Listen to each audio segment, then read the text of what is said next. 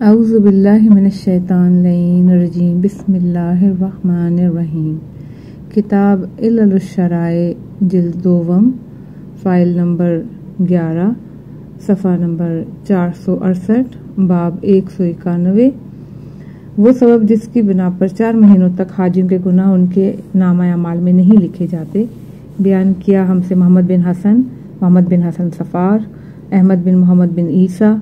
उन्होंने अपने वालिद हुसैन बिन खालिद उनका बयान है कि एक मरतबा मैंने हज़रत इमाम जाफ़र सादिक़ अलैहिस्सलाम से अर्ज़ किया कि क्या वजह है कि हाजियों का कोई गुनाह 4 माह तक नाम अमाल में नहीं लिखा जाता। आपने फरमाया इसलिए कि अल्लाह ताला ने मुशरिकीन के लिए 4 माह मुबाह कर दिए हैं। चुनांचे अल्लाह ताला फरमाता है फसयहु फिल अर्ज़ 4 शहर, पस है मुशरिकों तुम ज़मीन पर 4 महीने चल फिर लो। सूरह तौबा आयत नंबर 2। लिहाजा मोमिन में से जो हज बैतुल्लाह करे उसके लिए भी 4 महीने माफ है। बाब 192। वो सबब जिसकी बिना पर रसूलुल्लाह ने अहले जाहिलियत के दस्तूर के खिलाफ मशर से कूच किया। मेरे वालिद रज़ियल्लाहु अन्हु साद बिन अब्दुल्ला, अहमद बिन मोहम्मद बिन ईसा, हसन हुसैन बिन सईद, सफ़ान बिन याहया, अबी उमैर, फज़ाला, माविया बिन अम्मार, हज़रत इमाम जाफ़र सादिक़ अलैहिस्सलाम। आपने फरमाया कि अयाम जाहिलियत के लोग कहा करते थे एक आफ्ताब निकल ताकि हम लोग जानवर ज़िबा करें और वो लोग चलते तो ऊँटों और घोड़ों को दौड़ाते हुए चलते, मगर रसूलुल्लाह सल्लल्लाहु अलैहि वसल्लम मशर से चले तो इंतहाई सकून और वक़ार के साथ जिक्र खुदा करते हुए, इस्तग़फ़ार करते हुए, ज़बान को हरकत देते हुए चले। बाब 193। वो सबब जिसकी बिना पर अगर कोई शख्स हदूद हरम में जुर्म करे तो उस पर हद जारी होगी, और अगर कोई हरम के बाहर जुर्म करे और भाग कर हदूद हरम में चला जाए तो उस पर हद जारी ना होगी। मेरे वालिद रहमतुल्लाह ने फरमाया, उनसे बयान किया साद बिन अब्दुल्ला, इब्राहिम बिन महजियार, अपने भाई अली, उन्होंने अपने अबी उमैर, हफ़स बिन बख्तरी, हज़रत इमाम जाफ़र सादिक़ अलैहिस्सलाम से एक शख्स के मुतल्लिक़ दरियाफ्त किया जो हरम के बाहर जुर्म करता है और भागकर हदूद हरम में चला जाता है, क्या उस पर हद जारी होगी? आपने फरमाया नहीं, मगर ना उसको खाना दिया जाए, ना पानी, ना उससे बात की जाए, ना कोई उसको शय फ़रोख्त की जाए। अगर कोई शख्स हदूद हरम में जुर्म करे तो उस पर हरम में ही हद जारी होगी, इसलिए कि उसने हरम की हुर्मत का लिहाज नहीं किया। बाब 194। वो सबब जिसकी बिना पर बतहा को बतहा कहते हैं। मेरे वालिद रहमुल्लाह साद बिन अब्दुल्ला, अहमद बिन मोहम्मद बिन खालिद, उन्होंने अपने वालिद फिर मोहम्मद बिन सनान, इस्माइल बिन जाबर, अब्दुल करीम बिन अमरू, अब्दुल हमीद बिन अबी देलम, हज़रत इमाम जाफ़र सादिक़ अलैहिस्सलाम। आप अलैहिस्सलाम ने फरमाया बतहा को बतहा इसलिए कहते हैं कि हज़रत आदम अलैहिस्सलाम को हुक्म हुआ कि बतहा जमा की कुशादा वादी में सजदा रेज रहें। वो सजदा रेज रहे यहाँ तक कि सुबह हो गई। हुक्म दिया कि कोहे जमा पे चढ़ जाए। फिर हुक्म हुआ कि जब आफ्ताब तुलू हो तो अपने गुनाह का एतराफ़ करें। हज़रत आदम अलैहिस्सलाम ने ऐसे ही किया तो अल्लाह ताला ने आसमान से एक आग भेजी जिसने हज़रत आदम अलैहिस्सलाम की कुर्बानी पर कब्जा कर लिया। बाब 195। वो सब जिसकी बिना पर अगर कोई शख्स एहराम में हो और मुस्तर और मजबूर हो जाए तो शिकार का गोश्त खा सकता है। वो सबब जिसकी बिना पर रिवायत में आया कि वो मुर्दार खाए। मेरे वाले रहमुल्लाह मोहम्मद बिन याहया अत्तार, उमर की, अली बिन जाफ़र अलैहिस्सलाम, उन्होंने अपने भाई हज़रत मूसा बिन जाफ़र अलैहिस्सलाम। रावी का बयान है कि मैंने आप अलैहिस्सलाम से दरियाफ्त किया कि उस शख्स के मुतल्लिक जो हालत एहराम में है और इतना मजबूर और मुस्तर है कि शिकार या मुर्दार का गोश्त खाए। मैंने ये भी अर्ज़ किया अल्लाह ताला ने उसके लिए शिकार हराम किया है और मुर्दार हलाल किया है। आपने फरमाया वो शिकार करके खाए और कफारा अदा करे, इस तरह वो अपना माल खाएगा। बयान किया हमसे मोहम्मद बिन हसन, उनसे मोहम्मद बिन हसन सफ़ार, अब्बास बिन मारूफ, अली बिन महजियार, फज़ाला, अबान, अबी अयूब। उनका बयान है कि मैंने हज़रत इमाम जाफ़र सादिक़ अलैहिस्सलाम से एक ऐसे शख्स के मुतल्लिक दरियाफ्त किया जो हालत हराम में है और मुर्दार और शिकार का गोश्त खाने पर मजबूर है, तो इन दोनों में से क्या खाए? फरमाया वो शिकार करके खाए। मैंने अर्ज़ किया क्या अल्लाह ताला ने उस शख्स के लिए जो मजबूर और मुस्तर है मुर्दार खाना हलाल नहीं किया? फरमाया हाँ, मगर वो शिकार करके खाए और कफारा अदा करे। क्या वो अपना माल नहीं खाता? लिहाजा वो शिकार करके खाए और कफारा अदा करे। मेरे वालिद रहमतुल्लाह ने फरमाया बयान किया हमसे साद बिन अब्दुल्ला, मोहम्मद बिन अब्दुल हमीद, यूनुस बिन याकूब, मंसूर बिन हाजिम। उनका बयान है कि एक मरतबा हज़रत इमाम जाफ़र सादिक़ अलैहिस्सलाम से दरियाफ्त किया गया कि एक शख्स हालत एहराम में है, मजबूर है کہ وہ مردار کھائے یا شکار کھائے، تو ان دونوں میں سے کیا کھائے؟ آپ نے فرمایا وہ شکار کر کے کھائے۔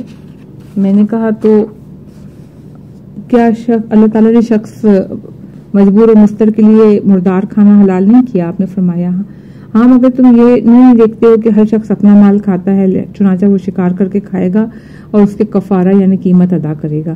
ایک روایت میں یہ بھی ہے کہ مردار کھائے گا اس لیے کہ وہ اس کے لیے حلال ہے اور شکار اس کے لیے حلال نہیں ہے۔ باب 196 مکے میں قیام مکروہ ہونے کا سبب۔ میرے والد رحم اللہ احمد بن ادریس، احمد بن محمد بن عیسیٰ، حسن بن سعید، محمد بن فضل، ابی صباح کنانی ایک مرتبہ حضرت امام جعفر صادق علیہ السلام سے اللہ تعالیٰ کے اس قول کے متعلق دریافت کیا کہ جو شخص جس میں شرارت سے گمراہی کرے گا اس کو ہم دردناک عذاب کا مزہ چکھائیں گے، سورہ حج آیت نمبر 25۔ تو آپ علیہ السلام نے فرمایا کہ مکے میں ہر طرح کا ظلم، خواہ وہ اپنے نفس پر ہو، خواہ چوری ہو، خواہ کسی دوسرے پر ظلم ہو یا کسی اور قسم کا ظلم، میرے نظر میں وہ الحاد ہے، اسی وجہ سے مکے میں سکونت سے منع کیا گیا ہے۔ نمبر 2 بیان کیا ہم سے جعفر بن محمد بن مسرور رحم اللہ، حسین بن محمد بن عامر، احمد بن محمد سیاری، ہمارے اصحاب میں سے ایک شخص، اس کو مرفوع کیا حضرت امام جعفر صادق علیہ السلام کی طرف۔ آپ علیہ السلام نے فرمایا کہ مکے میں قیام و سکونت مکروہ ہے اس لیے کہ رسول اللہ صلی اللہ علیہ وسلم وہاں سے نکالے گئے تھے اور وہاں پر مقیم رہنے والا شقی القلب رہتا ہے جب تک کہ وہاں سے کہیں اور نہ چلا جائے۔ نمبر 3 انہیں سے روایت ہے کہ بیان کی ہم سے حسین بن محمد، احمد بن محمد سیاری، محمد بن ابن جمہور مرفوع کی ہے یہ روایت حضرت امام جعفر صادق علیہ السلام کی طرف۔ آپ علیہ السلام نے فرمایا کہ جب تم میں سے کوئی شخص مناسک حج پوری کر لے تو اپنی سواری پر سوار ہو اور اپنے اہل و عیال کے پاس واپس چلا جائے، اس لیے کہ مکے میں قیام سے انسان شقی القلب ہو جاتا ہے۔ نمبر 4 میرے والد رحم اللہ علی بن سلیمان رازی، محمد بن خالد خزاز، علا، پھر محمد بن مسلم، انہوں نے حضرت امام محمد باقر علیہ السلام سے آپ علیہ السلام نے فرمایا کسی کے لیے یہ مناسب نہیں کہ مکے میں سال بھر تک قیام کرے۔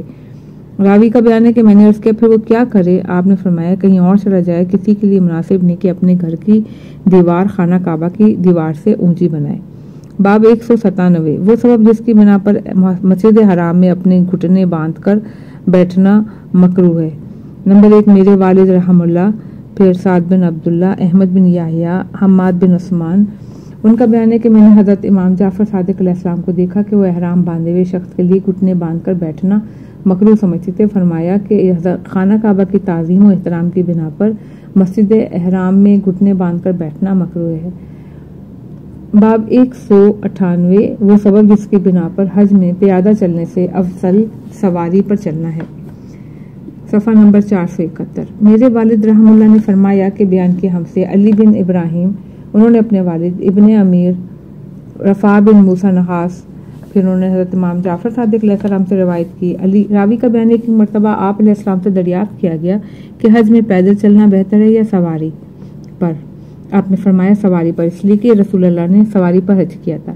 خبر دی مجھے علی بن حاتم نے، انہوں نے ان سے حسن بن علی بن زیار، انہوں نے اپنے والد، پھر ابن ابی عمیر، پھر رفاع عبداللہ بن بکیر، انہوں نے حضرت امام جعفر صادق علیہ السلام سے اسی کی مثل روایت کی ہے۔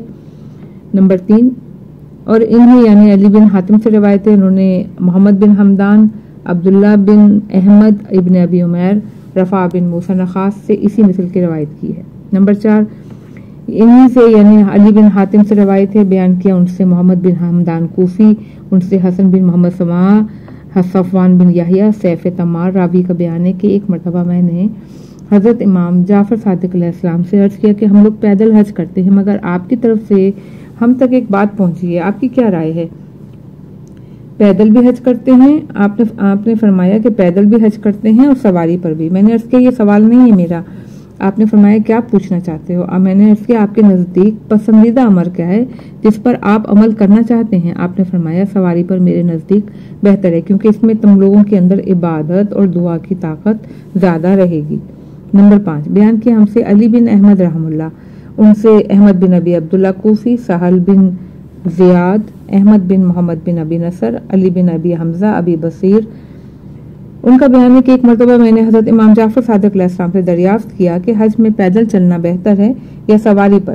آپ علیہ السلام نے فرمایا اگر آدمی محتاج ہے تو پیدل چلے تاکہ خرچ کم ہو، مگر सवारी पर चलना अफजल है। नंबर 6, उन्हीं से रवायत है कि मोहम्मद बिन अबी अब्दुल्ला से, मूसा बिन इमरान, हुसैन बिन सईद, फजल बिन याहिया, सुलेमान के उन्होंने कहा एक मरतबा कि हम लोग पैदल मक्का जाने का इरादा रखते हैं। आप अलैहिस्सलाम ने फरमाया नहीं, पैदल ना जाओ, सवारी पर जाओ। मैंने अर्ज किया अल्लाह आपको सलामत रखे। हमने सुना है कि हजरत हसन बिन अली अलैहिस्सलाम ने 20 हज पैदल किए थे।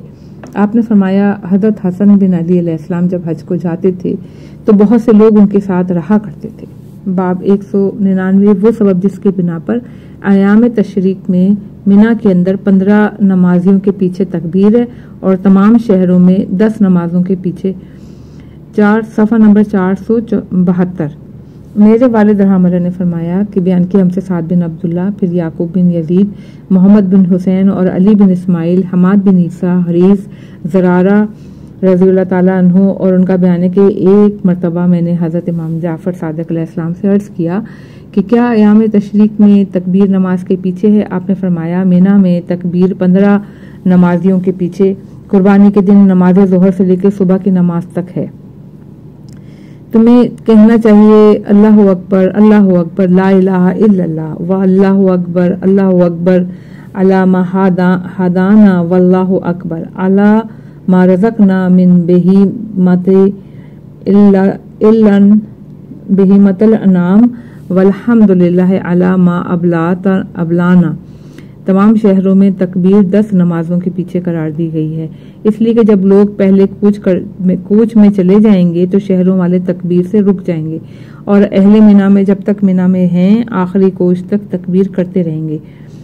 बाब 200 वो सबब जिसकी बिना पर रुकने शामी जाड़ा हो या गर्मी बराबर मुतहरिक रहता है।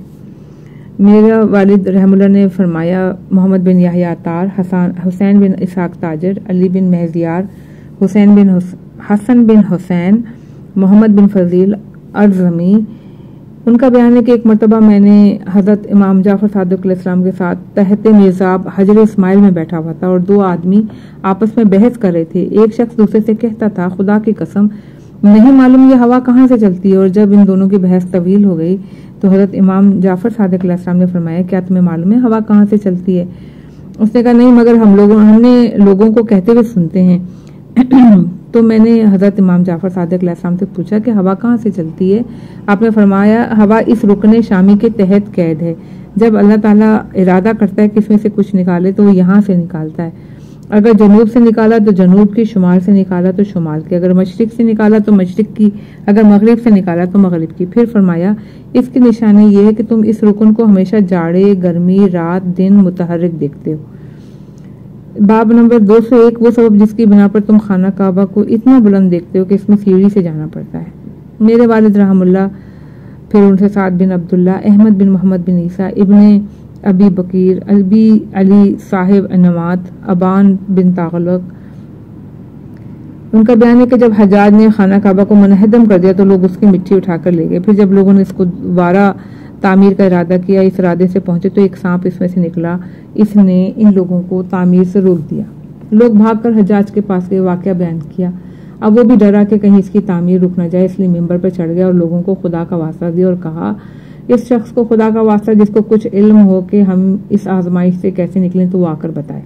रावी का बयान है कि ये सुनकर मजमे से एक ज़ईफ़ुल शख्स खड़ा हुआ और बोला कि अगर किसी के पास इसका कुछ इल्म है तो वो वही शख्स है जिसको मैंने देखा कि वो आया और उसने खाना काबा की नाप तोल के और फिर वापस चला गया। हजाज ने पूछा कि वो कौन शख्स है? उस ज़ईफ़ुल उमर शख्स ने जवाब दिया कि वो अली बिन हुसैन अलैहिस्सलाम है। हजाज ने कहा उनको बुलाया जाए। चुनाचा हजरत अली इब्न हुसैन अलैहिस्सलाम के पास आदमी गया, आप तशरीफ लाए। आपने पूछा कि क्या बात है? हजाज ने कहा कि अल्लाह ताला ने खाना काबा की तामीर रोक दी है। आप अलैहिस्सलाम ने फरमाया ए हजाज, तुमने हजरत इब्राहिम व हजरत इस्माइल अलैहिस्सलाम की तामीर का इरादा किया मगर उसको बीच सड़क पर फेंक दिया, उसको इसी तरह से मिटवाया जैसे ये तुम्हारी मीरास थी। अच्छा अब फिर मिंबर पर जाओ, लोगों को खुदा का वास्ता दो कि जो शख्स यहाँ से कुछ ले गया वो यहाँ से वापस कर दे।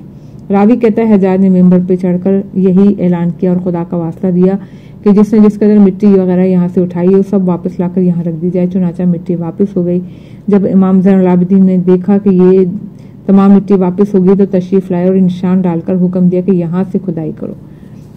راوی کا بیان ہے کہ پھر وہ سانپ غائب ہو گیا، لوگوں نے کھودنا شروع کیا، یہاں تک کہ دیوار کی بنیاد تک پہنچے تو حضرت علی علیہ السلام نے ان لوگوں سے کہا کہ اب تم لوگ ہٹ جاؤ۔ سب لوگ ہٹ گئے۔ آپ علیہ السلام قریب آ گئے، اسے کپڑے سے ڈھانکا اور گریہ فرمایا، پھر خود اپنے ہاتھ سے اسے مٹی سے ڈھانک دیا اور کام کرنے والوں کو بلایا کہ تم لوگ اس پر دیواروں کی بنیادیں رکھو۔ پھر جب چہار دیواری بلند ہو گئی تو حکم دیا کہ ساری مٹی اس میں ڈال دو۔ اس بنا پر کعبہ بلند ہوا اور اتنا بلند ہوا کہ لوگ سیڑھی سے اس پر جاتے ہیں۔ باب 202 وہ سبب جس کی بنا پر قریش نے خانہ کعبہ کو منہدم کیا۔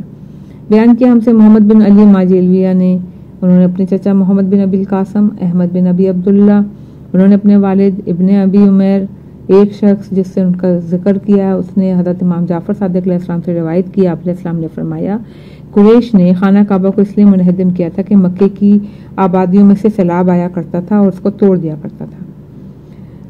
باب 203 وہ سبب جس کی بنا پر رسول اکرم صلی اللہ علیہ وسلم جب بھی حج کرتے تو ماں زمین سے گزرتے، وہاں اترتے اور پیشاب کرتے، وہ سبب جس کی بنا پر حضرت مسجد الحرام میں داخلہ باب بنی شیبہ سے ہونے لگا، وہ سبب جس کی بنا پر تکبیر زغتا اور بھیج کر آسمان کی طرف جاتی ہے، وہ سبب جس کی بنا پر وہ شخص جس نے کبھی حج نہیں کیا اس کا پہلا حج ہے، اس کو کعبے میں داخل ہونا مستحب ہے، وہ سبب جس کی بنا پر وہ شخص جس کا پہلا حج ہے اس کا سر منڈانا واجب ہے، وہ سبب جس کی بنا پر وہ شخص جس کا پہلا حج ہو اس کو مشعر الحرام پیدل جانا مستحب ہے۔ بیان کے ہم سے محمد بن احمد سنانی، علی بن احمد بن محمد دقاق، حسین بن احمد بن حشام مکتب، علی بن عبداللہ وراق، احمد بن حسن قطان رضی اللہ عنہ، ابو العباس احمد بن یحییٰ بن زکریہ قطان، پھر بکر بن عبداللہ بن حبیب، تمیم بن بہلول، انہوں نے اپنے والد انہوں نے ابو الحسن عبدی سلیمان بن مہران، ان کا بیان ہے کہ میں نے حضرت جعفر بن محمد علیہ السلام سے دریافت کیا کہ رسول اللہ صلی اللہ علیہ وسلم نے کتنے حج فرمائے؟ آپ علیہ السلام نے فرمایا 20 حج چھپ کر، اور ہر حج میں آپ صلی اللہ علیہ وسلم ماں زمین سے گزرتے تو یہاں اتر کر پیشاب کرتے۔ میں نے عرض کیا فرزند رسول صلی اللہ علیہ وسلم آپ ایسا کیوں کرتے تھے؟ آپ نے فرمایا اس لیے کہ وہی پہلی جگہ ہے جہاں بت پرستی پہلی بار کی گئی اور وہیں سے وہ پتھر لایا گیا تھا جس سے حبل تراشا گیا تھا، جس کو حضرت علی علیہ السلام نے خانہ کعبہ سے اتار کر پھینکا جب وہ بت شکنی کے لیے دوش رسول اللہ صلی اللہ علیہ وسلم پر بلند ہوئے تھے۔ پھر حضرت صلی اللہ علیہ وسلم نے اس کو باب بنی شیبہ پر دفن کرنے کا حکم دیا اور بابی بنی شیبہ سے مسجد حرام میں داخلہ سنت قرار پایا۔ سلیمان کا بیان ہے پھر میں نے عرض کیا کہ وہاں پر سے تکبیر زغتا اور دباؤ کے ساتھ کیوں جاتی ہے؟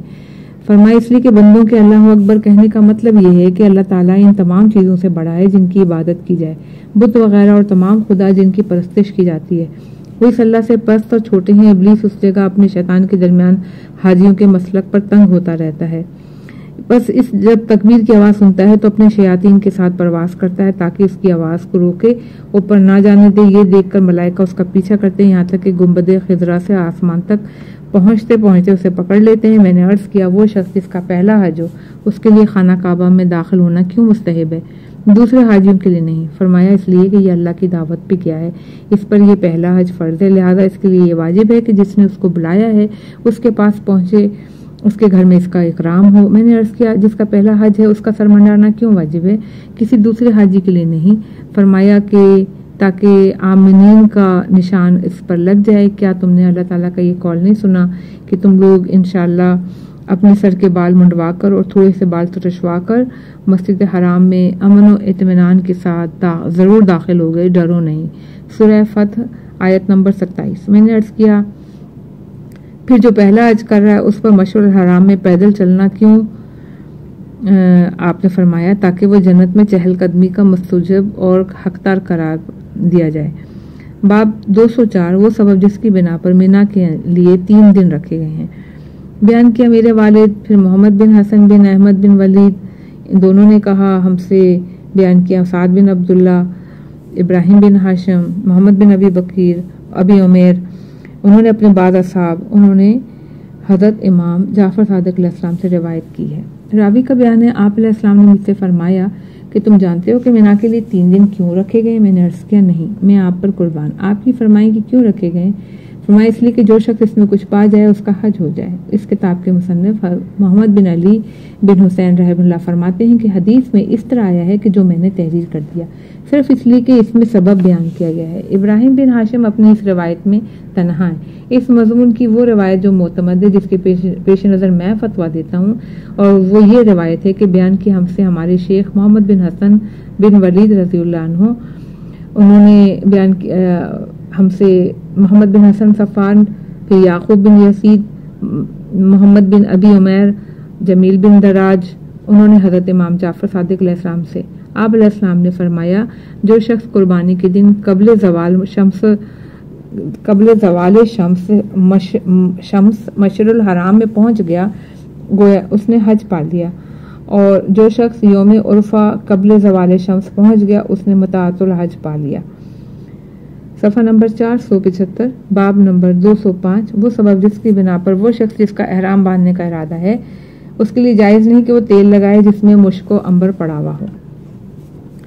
بیان کیا مجھ سے میرے والد رحم اللہ، پھر سعد بن عبداللہ، محمد بن عیسیٰ، ان کے فرزندوں احمد اور عبداللہ، ان سے محمد بن ابی عمیر، حماد بن عثمان ناب، عبید اللہ بن علی حلبی، حضرت امام جعفر صادق علیہ السلام۔ راوی کا بیان ہے آپ علیہ السلام نے فرمایا جب تم احرام باندھنے کا ارادہ کر لو تو کوئی ایسا تیل سر میں نہ لگاؤ جس میں سے مشک و عنبر پڑا ہوا ہو، اس لیے کہ احرام باندھنے کے بعد بھی اس کی خوشبو تمہارے سر میں باقی رہے گی، اور اس کے سوا جو تیل چاہو لگا لو، اس لیے کہ تم احرام باندھ لو گے تو تم پر کسی قسم کا تیل لگانا حرام ہے جب تک کہ تم احرام نہ کھول لو۔ باب 206، وہ سبب جس کی بنا پر اگر کوئی پالتو پرندہ حرم میں داخل ہو جائے تو اسے پکڑا نہیں جا سکتا۔ میرے والد رضی اللہ عنہ فرمایا کہ بیان کیا ہم سے سعد بن عبداللہ، ایوب بن نوح، صفوان بن یحییٰ، معاویہ بن عمار، حضرت امام جعفر صادق علیہ السلام سے ایک مرتبہ آپ علیہ السلام سے دریافت کیا گیا کہ ایک پالتو چڑیا آئی ہے اور حرم میں داخل ہو گئی ہے۔ آپ نے فرمایا اس کو ہاتھ بھی نہ لگانا، اس لیے کہ اللہ تعالیٰ کا ارشاد ہے وَمِن دَخَلَهُ كَانَ آمَنًا، جو اس میں داخل ہو گیا وہ امن میں ہے، سورہ آل عمران آیت نمبر 97۔ باب 207، وہ سبب جس کی بنا پر رسول اللہ صلی اللہ علیہ وسلم نے عباس رضی اللہ تعالیٰ عنہ کو مینا کی شبوں میں مکے کے اندر رہنے کی اجازت دے دی۔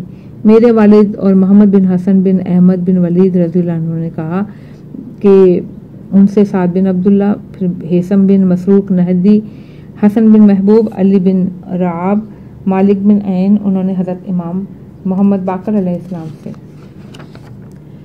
آپ علیہ السلام نے فرمایا کہ عباس رضی اللہ عنہ نے رسول اکرم صلی اللہ علیہ وآلہ وسلم سے اجازت چاہی کہ جب ہائے مینا مکے میں گزاریں اور حاجیوں کو پانی پلانے کے لیے، تو آپ نے انہیں اجازت دے دی۔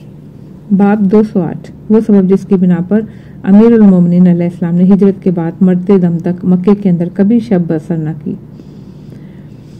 میرے والد رضی اللہ عنہ نے فرمایا کہ ہم سے احمد بن ادریس، محمد بن احمد بن یحییٰ بن عمران اشعری، محمد بن معروف، انہوں نے اپنے بھائی عمر، پھر انہوں نے جعفر بن عقبہ، انہوں نے حضرت ابو الحسن علیہ السلام سے روایت کی ہے۔ آپ علیہ السلام نے فرمایا کہ حضرت علی علیہ السلام نے ہجرت کے بعد مرتے دم تک کبھی مکے میں شب بسر نہیں کی۔ راوی کا بیان ہے میں نے عرض کیا کہ اس کی وجہ کیا تھی؟ آپ علیہ السلام نے فرمایا کہ انہیں برا معلوم ہوتا تھا کہ اس سرزمین پر شب بسر کریں جس سے رسول اللہ صلی اللہ علیہ وسلم نے ہجرت کی ہے، چنانچہ آپ علیہ السلام نماز عصر پڑھنے کے بعد شب بسر کرنے کے لیے مکے سے باہر کہیں چلے جاتے تھے۔ باب 209، وہ سبب جس کی بنا پر محرم کے لیے جائز نہیں کہ وہ خود پر سایہ کرے۔ بیان کیا ہم سے محمد بن حسن رحم اللہ، پھر حسین بن حسن بن آبان، حسین بن سعید، حماد، عبداللہ بن مغیرہ، انہوں نے کہا ایک مرتبہ میں نے حضرت ابو الحسن اول علیہ السلام سے عرض کیا کہ کیا احرام کی حالت میں اپنے پر سایہ کروں؟ فرمایا نہیں۔ میں نے عرض کیا سایہ اس طرح کہ اس کو اوڑھ کر خود کو چھپا لوں؟ فرمایا نہیں۔ میں نے اس کے اگر بیمار ہوں تو فرمایا پھر سایہ کر لو اور اوڑھ بھی لو۔ اس کے بعد فرمایا کیا تمہیں نہیں معلوم کہ رسول اللہ صلی اللہ علیہ وسلم نے فرمایا کہ ہر وہ حاجی جو تلبیہ کے بعد غروب آفتاب تک دھوپ میں رہے تو آفتاب کے غائب ہوتے ہی اس کے گناہ بھی غائب ہو جاتے ہیں۔ باب 210، حج کے متعلق نادر اسباب، صفحہ نمبر 476۔ میرے والد رحم اللہ نے فرمایا ان سے سعد بن عبداللہ، احمد بن محمد، حسین بن سعید، حماد، ربیع، عبد الرحمن بن ابی عبداللہ، ان کا بیان ہے کہ ایک مرتبہ میں نے حضرت امام جعفر صادق علیہ السلام کی خدمت میں عرض کیا کہ کچھ قصہ گو لوگ کہتے ہیں کہ اگر انسان ایک مرتبہ حج کرے پھر اس کے بعد خیرات کرتا رہے اور اپنے رشتہ داروں سے سلوک کرتا رہے تو یہ اس کے لیے بہتر ہے۔ آپ علیہ السلام نے فرمایا وہ لوگ جھوٹے ہیں، اگر لوگ ایسے ہی کرنے لگے تو خانہ کعبہ تو بالکل معطل ہو کے رہ جائے گا۔ اللہ تعالیٰ نے اس گھر کو لوگوں کے قیام کے لیے بنایا ہے۔ نمبر 2، انہی اسناد کے ساتھ حسین بن سعید ابن عمر بن ازینہ سے روایت ہے کہ ان کا بیان ہے کہ میں نے حضرت امام جعفر صادق علیہ السلام سے اس قول خدا کے متعلق دریافت کیا کہ اور لوگوں پر اللہ تعالیٰ کے لیے اس گھر کا حج واجب ہے جس کو بھی اس کی راہ میسر آ جائے۔ سورہ آل عمران آیت نمبر 97۔ اس سے مراد صرف حج ہے، عمرہ تو نہیں ہے۔ آپ علیہ السلام نے فرمایا نہیں، اس سے مراد حج اور عمرہ دونوں، اس لیے کہ دونوں فرض ہیں۔ نمبر 3، بیان کیا ہم سے محمد بن موسیٰ بن متوکل رضی اللہ عنہ، عبداللہ بن جعفر حمیری، احمد بن محمد، حسن بن محبوب، خالد بن جریر، ابی ربیع شامی، انہوں نے کہا ایک مرتبہ حضرت امام جعفر صادق علیہ السلام سے کہ آپ وَلِلَّهِ عَلَى النَّاسِ حَجُّ الْبَيْتِ مَنِ اسْتَطَاعَ إِلَيْهِ سَبِيلًا کے متعلق سوال کیا تو آپ علیہ السلام نے فرمایا لوگ اس کے بارے میں کیا کہتے ہیں؟ تو عرض کیا کہ استطاعت سے مراد زاد و راحلہ ہے۔ آپ علیہ السلام نے فرمایا پھر تو لوگ تباہ ہو جائیں گے اگر ایسا ہوا کہ جس کے پاس اس قدر ہو کہ بال بچے کھا پی سکیں اور وہ کسی کا محتاج نہ ہو، وہ اسی کو لے کر حج پر چلا جائے اور اس کے اہل و عیال بھیک مانگنے لگیں، پھر تو یہ ہلاکت ہی ہے۔ تو عرض کیا پھر کیا صورت ہے؟ آپ علیہ السلام نے فرمایا مال میں اتنی وسعت ہو کہ کچھ مال باقی رہے تاکہ اس کے اہل و عیال کا خرچہ چلے۔ کیا ایسا نہیں ہے؟ اللہ تعالیٰ نے زکوٰۃ فرض کی مگر صرف اس لیے کہ جس کے پاس 200 درہم ہو۔ بیان کیا ہم سے محمد بن حسن، ان سے محمد بن حسن صفار، حسین بن حسن بن عبار، حسین بن سعید، ابن ابی عمیر، حماد بن عثمان، معاویہ بن حفص، منصور، حضرت امام جعفر صادق علیہ السلام، حضرت امام جعفر صادق علیہ السلام مسجد حرام میں تھے تو ان سے عرض کیا گیا کہ شکاری پرندوں میں سے ایک پرندہ خانہ کعبہ پر ہے اور حرم کا جو کبوتر ادھر سے گزرتا ہے وہ اس کو مار لیتا ہے۔ آپ نے فرمایا اس کو پکڑو اور قتل کر دو، اس لیے کہ اس نے حرم میں الحاد کیا ہے۔ انہی اسناد کے ساتھ حسین بن سعید، پھر محمد بن ابی عمیر، فضالہ ان راوی کا بیان ہے کہ ایک مرتبہ میں نے حضرت امام جعفر صادق علیہ السلام سے عرض کیا کہ ایک درخت ہے جس کی جڑیں حرم میں ہیں اور شاخیں ہل میں ہیں۔ آپ نے فرمایا اس جڑ کی وجہ سے اس کی شاخیں بھی حرم میں شمار ہوں گی۔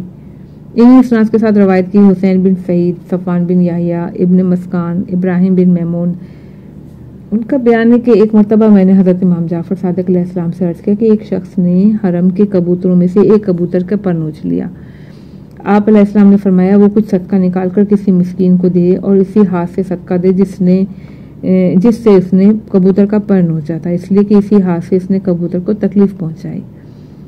انہی اسناد کے ساتھ حسین بن سعید، فضالہ، حماد، معاویہ، اس نے ایک مرتبہ حضرت امام جعفر صادق علیہ السلام سے دریافت کیا کہ ایک پالتو چڑیا اڑتی ہوئی آئی اور حرم میں داخل ہو گئی۔ آپ علیہ السلام نے فرمایا اسے چھونا بھی نہیں۔ اللہ تعالیٰ فرماتا ہے وَمَن دَخَلَهُ كَانَ آمَنَ، جو اس میں داخل ہو گیا وہ امن میں ہے۔ سورہ آل عمران آیت نمبر 97، صفحہ نمبر 478۔ ہم بیان کیا ہم سے محمد بن حسن صفار، عباس بن معروف، علی بن مہزیار، حسن بن سعید، صفوان، عبد الرحمن بن حجاج، حضرت امام جعفر صادق علیہ السلام سے دریافت کی ایک شخص نے حدود حلم میں تیر مارا، شکار کا رخ حرم کی طرف تھا، وہ تیر کھا کر بھاگتا ہوا حرم میں داخل ہو گیا، وہیں پہ اس تیر کے زخم کی وجہ سے مر گیا۔ کیا اس شخص پر کوئی تاوان یا کفارہ ہے؟ آپ نے فرمایا نہیں، اس پر کچھ نہیں۔ اس کی مثال ایسے ہے جیسے کسی شخص نے حدود حل کے اندر جال بچھایا حرم کے بالکل قریب، بس ایک شکار اس میں پھنسا تو اس طرح تڑپا کہ وہ حدود حرم میں داخل ہوا اور اس میں مر گیا، تو اس پر کچھ تاوان اور کفارہ نہیں ہے، اس لیے کہ حدود حل میں جال نصب کرنا اس کے لیے حلال تھا۔ اسی طرح شکاری نے بھی جہاں بھی تیر مارا وہ بھی اس کے لیے حلال تھا، اس پر بھی کوئی کفارہ نہیں، اس لیے کہ تاوان اور کفارہ نہیں، اس لیے کہ تیر مارنے کے بعد جو کچھ ہوا وہ اس کا ذمہ دار نہیں ہے۔ میں نے عرض کیا اس کو تو لوگ قیاس کہتے ہیں۔ آپ علیہ السلام نے فرمایا میں نے ایک چیز کی مثال ایسی چیز سے دی تاکہ تمہاری سمجھ میں آ جائے۔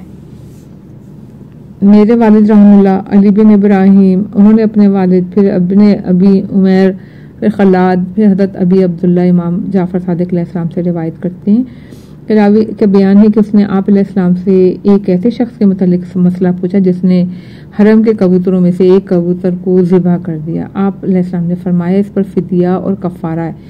راوی نے کہا پھر اسے کھایا جائے؟ فرمایا نہیں۔ پھر کہیں گے پھینک دیں؟ آپ نے فرمایا پھر اس پر ایک اور فدیہ اور کفارہ لازمی ہو جائے گا۔ راوی نے پوچھا پھر وہ کیا کریں؟ آپ نے فرمایا اس کو دفن کر دے۔ بیان کیا ہم سے محمد بن حسن، پھر حسین بن حسن بن ابان، حسین بن سعید، حماد بن عیسیٰ، معاویہ بن وہب۔ راوی کا بیان ہے کہ ایک مرتبہ میں نے حضرت امام جعفر صادق علیہ السلام سے دریافت کیا کہ مکہ اور مدینہ ویسے ہی شہر ہیں جیسے دوسرے تمام شہر؟ فرمایا ہاں۔ میں نے عرض کیا آپ کے بعض اصحاب نے آپ سے روایت کی کہ آپ نے فرمایا کہ مدینے میں 5 وقت کی نماز قائم کرو۔ آپ نے فرمایا وہ ہمارے اصحاب تھے جو مسجد میں آتے تھے مگر نماز کے وقت وہاں سے نکل جاتے تھے، یہ میں نے ان کے لیے برا محسوس کیا اس لیے یہ کہا۔ انہی اسناد کے ساتھ روایت ہے حماد بن عیسیٰ فضالہ سے، پھر معاویہ، پھر ان کا بیان ہے کہ ایک مرتبہ حضرت امام جعفر صادق علیہ السلام سے عرض کیا کہ میرے ساتھ میری والدہ ہیں، ان کو درد اور تکلیف ہے۔ آپ علیہ السلام نے فرمایا ان سے کہہ دو کہ آخر میقات میں احرام باندھے، اس لیے کہ رسول اللہ صلی اللہ علیہ وسلم نے اہل مدینہ کے لیے ذوالحلیفہ کو میقات قرار دیا ہے اور اہل مغرب کے لیے جعفہ کو، بس میری والدہ جعفہ سے احرام باندھا۔ بیان کیا ہم سے محمد بن موسیٰ بن متوکل، ان سے محمد بن جعفر حمیری، احمد بن محمد، حسن بن محبوب، ابراہیم کرخی، اس نے بتایا کہ میں نے ایک مرتبہ حضرت امام جعفر صادق علیہ السلام سے ایک ایسے شخص کے متعلق سوال کیا جس نے حج کے مہینوں کو چھوڑ کر کسی اور مہینے میں، اور رسول اللہ صلی اللہ علیہ وسلم نے جو میقات بتائے ہیں ان سب کو چھوڑ کر کسی اور جگہ سے حج کے لیے احرام باندھا۔ آپ نے فرمایا اس کا احرام کوئی چیز نہیں، اگر وہ چاہے تو اپنے گھر واپس جائے، حج کرنا چاہتا ہے تو جائے مگر کسی میقات پر پہنچے اور پھر سے احرام باندھے، اس کو عمرہ قرار دے، یہ اس لیے کہ گھر واپس جانے سے بہتر ہے، اس لیے کہ اس نے حج کے لیے احرام کا اعلان کر دیا ہے۔ نمبر 3 بیان کیا ہم سے محمد بن حسن رحم اللہ، محمد بن حسن صفار، عباس بن معروف، علی بن مہزیار، حسین بن سعید، نظر بن عاصم، ابی بصیر، ایک مرتبہ میں نے حضرت امام جعفر صادق علیہ السلام سے دریافت کیا کہ کیا حالت احرام میں کوئی شخص اپنی کمر سے وہ پیٹی باندھ لے جس میں اس کا خرچہ وغیرہ ہے؟ آپ نے فرمایا اس کو مضبوط باندھ کر رکھے، اس لیے کہ اسی خرچ پر تو حج مکمل ہوگا۔ میرے والد رحم اللہ، ان سے سعد بن عبداللہ، یعقوب بن یزید، حماد بن حریث، زرارہ، حضرت امام محمد باقر علیہ السلام سے ایک شخص کے متعلق روایت کی جس نے حالت حرام میں بھول کر اپنی زوجہ سے ہم بستری کر لی۔ آپ نے فرمایا اس پر کچھ نہیں ہے، وہ ایسا ہی ہے جیسے کہ کوئی شخص ماہ رمضان میں بھول کر کوئی چیز کھا لے۔ باب 211 وہ سبب جس کی بنا پر عرفات میں حضبات کے قریب رہنا واجب ہے۔ بیان کیا ہم سے محمد بن حسن رحم اللہ نے، پھر محمد بن حسن صفار، محمد بن عیسیٰ، ان کے فرزندوں احمد اور عبداللہ، ان سے محمد بن ابی عمیر، حماد بن عثمان، عبید اللہ بن علی حلبی، انہوں نے کہا کہ حضرت امام جعفر صادق علیہ السلام نے ارشاد فرمایا کہ جب تم عرفات میں وقوف کرو تو حضبات کے قریب رہو، اور وہ پہاڑیاں ہیں، جس لیے کہ رسول اللہ صلی اللہ علیہ وسلم نے فرمایا کہ اصحاب عراق کا حج ہی نہیں ہوگا، یعنی وہ لوگ جو عراق کے پاس وقوف کرتے ہیں۔ باب نمبر 212 شکار کی ممانعت کا سبب۔ میرے والد رحم اللہ نے فرمایا کہ بیان کیا ہم سے سعد بن عبداللہ، محمد بن عیسیٰ، ان کے دونوں فرزند احمد اور عبداللہ، ان سے محمد بن ابی عمیر، حماد حلبی، ایک مرتبہ میں نے حضرت امام جعفر صادق علیہ السلام کے قول خدا کے بارے میں پوچھا کہ یا ایھا الذین آمنوا لیبلونکم اللہ بشیء من الصید تنالہ ایدیکم ورماحکم، اے ایمان لانے والوں، ضرور اللہ تعالیٰ شکار میں سے ایسی چیز سے تمہاری آزمائش کرے گا جس پر تمہارے ہاتھ اور تمہارے نیزے پہنچیں گے۔ سورہ مائدہ آیت نمبر 94 کے متعلق دریافت کیا تو آپ علیہ السلام نے فرمایا اللہ تعالیٰ ہر جگہ ان لوگوں کے سامنے شکار ظاہر کرتا ہے اور وہ ان حاجیوں کے قریب بھی ہو جاتے ہیں تاکہ اللہ ان کا امتحان لے۔ صفحہ نمبر 480 باب 213 وہ سبب جس کی بنا پر عورت کو حالت احرام میں سرما لگانا مکروہ ہے۔ میرے والد رحم اللہ، سعد بن عبداللہ، محمد بن عیسیٰ، ان کے دونوں فرزند احمد اور عبداللہ، پھر ان سے محمد بن ابی عمیر، حماد حلبی، ایک مرتبہ میں نے حضرت امام جعفر صادق علیہ السلام سے دریافت کیا کہ عورت حالت احرام میں سرما لگائے؟ آپ نے فرمایا نہیں، سرما نہ لگائے۔ میں نے عرض کیا صرف سیاہی سے جس میں خوشبو نہ ہو؟ راوی کا بیان ہے کہ آپ علیہ السلام نے اس کو بھی مکروہ بتایا اس لیے کہ یہ بھی زینت ہے۔ پھر فرمایا اگر مجبور و مستر ہے تو سرما لگائے۔ نمبر 2 بیان کیا ہم سے محمد بن حسن، پھر حسین بن حسن بن ابان، حسین بن سعید، حماد بن عیسیٰ، حریث، حضرت امام جعفر صادق علیہ السلام سے روایت کیے عورت سیاہ سرما حالت احرام میں نہ لگائے اس لیے کہ سیاہ سرما زینت ہے۔ باب 214 وہ سبب جس کی بنا پر اگر کوئی حالت حرام میں عورت کی پنڈلی یا فرج دیکھ لے، اس کی منی خارج ہو جائے تو اس پر ایک جانور کا کفارہ دینا واجب ہے۔ بیان کیا ہم سے محمد بن علی ماجلویہ، اپنے چچا محمد بن ابی القاسم، محمد بن علی کوفی، خالد بن اسماعیل، انہوں نے ایک شخص سے جس نے ان سے یہ حدیث بیان کی، اس نے ابی بصیر، پھر انہوں نے کہا کہ ایک مرتبہ میں نے حضرت امام جعفر صادق علیہ السلام سے ایک ایسے شخص کے متعلق دریافت کیا جس نے حالت احرام ایک عورت کی پنڈلی یا فرج کو دیکھا اور اس کی منی خارج ہو گئی۔ آپ نے فرمایا اگر وہ دولت مند ہے تو اس پر ایک اونٹ، اور متوسط الحال ہے تو ایک گائے، اور فقیر و مفلس ہے تو ایک بکری کی قربانی واجب ہے۔ پھر فرمایا لیکن یہ میں نے اس کی منی کی وجہ سے واجب قرار نہیں دیا بلکہ اس کے دیکھنے کی وجہ سے کہ جس کا دیکھنا اس کے لیے حلال نہیں تھا۔ باب 215 وہ سبب جس کی بنا پر حج افضل ہے صوم و صلات سے۔ میرے والد رحم اللہ نے فرمایا، بیان کیا ہم سے سعد بن عبداللہ، احمد بن محمد بن عیسیٰ، حسین بن سعید، صفان، سیف تمار، حضرت امام جعفر صادق علیہ السلام سے روایت کی، آپ نے فرمایا میرے پدر بزرگوار علیہ السلام فرمایا کرتے تھے حج افضل ہے روزے اور نماز سے، اس لیے کہ نماز پڑھنے والا ایک ساتھ کے لیے اہل و عیال سے توجہ ہٹاتا ہے، روزہ رکھنے والا دن ہی دن میں اپنے اہل و عیال سے توجہ ہٹاتا ہے، مگر حج کرنے والا اپنے بدن کو تھکاتا ہے، اپنے نفس کو کڑھاتا ہے، اپنے مال کو خرچ کرتا ہے اور طویل عرصے تک اپنے اہل و عیال سے دور رہتا ہے، نہ اسے مال ملنے کی امید ہے نہ تجارت کا ارادہ ہے۔ میرے والد فرماتے ہیں کہ ایک شخص کے لیے اس سے بہتر کیا بات ہے کہ جب تم لوگ شمال اور جنوب عرفات میں وقوف کیے ہوئے ہوں اور اپنے اہل و عیال کو حج کے لیے لے کر آئے، ان سب کے ساتھ اللہ تعالیٰ سے دعا مانگے۔ انہی اسناد کے ساتھ صفوان اور فضالہ سے روایتیں انہوں نے روایت کی، قاسم بن محمد کاہلی کہ انہوں نے کہا ایک مرتبہ میں نے حضرت ابو عبداللہ امام جعفر صادق علیہ السلام کو حج کا تذکرہ کرتے ہوئے سنا۔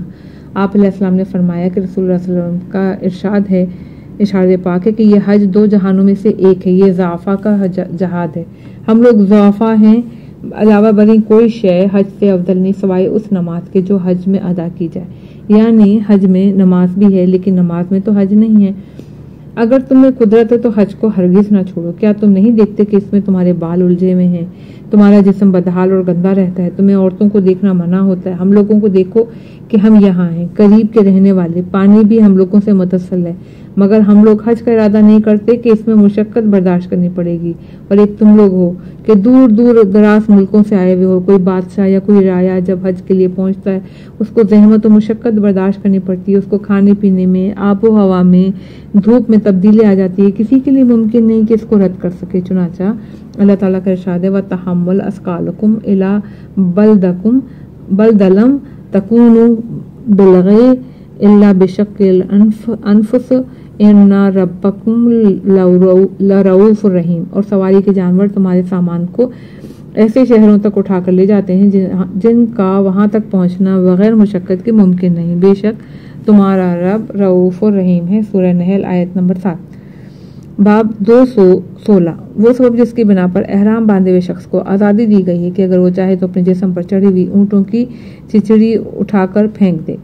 میرے والد رحم اللہ علی بن ابراہیم اپنے والد سے ابن ابی عمیر حماد حلبی حضرت امام جعفر صادق علیہ السلام ان سے روایت ہے کہ ایک شخص نے آپ علیہ السلام سے سوال کیا کہ کیا آپ کا حکم ہے اگر مجھ پر اونٹ کی چچڑی یا کیڑے مکوڑے چڑھ جائیں تو کیا میں انہیں اتار کے پھینک دوں؟ آپ نے فرمایا بلکہ ان کے چھوٹے چھوٹوں کو بھی، اس لیے کہ وہ سب بغیر کسی سہارے کے چڑھ جاتے ہیں۔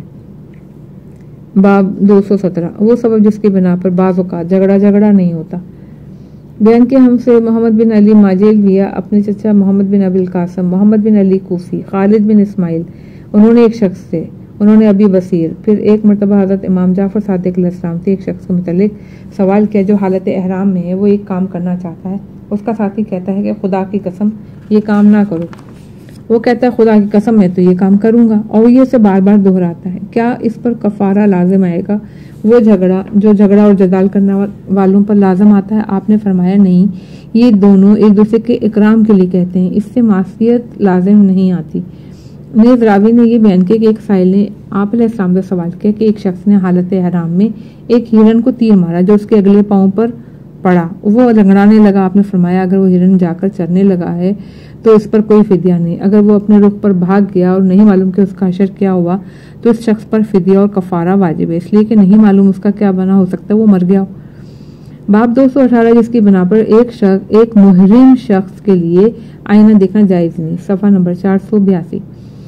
मेरे वालिद रहमुल्लाह, फिर साद बिन अब्दुल्ला, अहमद बिन मोहम्मद बिन ईसा, हुसैन बिन सईद, हम्माद, हरीज, हज़रत इमाम जाफ़र सादिक़ अलैहिस्सलाम से रिवायत की। आप अलैहिस्सलाम ने फरमाया कि अगर तुम हालत एहराम में हो तो आईना ना देखो, इसलिए कि इसका शुमार भी जीनत में है। वो सबब जिसकी बिना पर एहराम वाली औरत के लिए शलवार पहनना जायज़ है। बयान किया हमसे मोहम्मद बिन हसन रहमुल्लाह, फिर मोहम्मद बिन हसन सफ़ार, हुसैन बिन हसन बिन अबान, हुसैन बिन सईद, सफ़वान, इसहाक बिन अम्मार, अबी बसीर। इनका बयान है कि एक मरतबा इमाम जाफ़र सादिक़ अलैहिस्सलाम से अर्ज़ की, एक शख्स ने हालत हराम में एक औरत की पिंडली देखी तो उसकी मीने खारिज हो गई।